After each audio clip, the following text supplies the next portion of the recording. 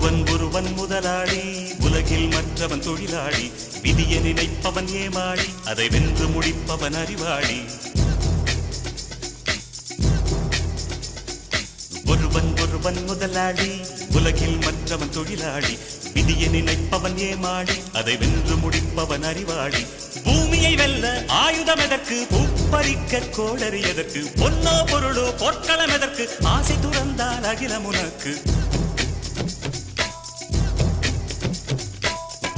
ஒருவன் முதலாளி, உலகில் மற்றவன் தொழிலாளி. விதியை நினைப்பவன் ஏமாளி, அதை வென்று முடிப்பவன் அறிவாளி.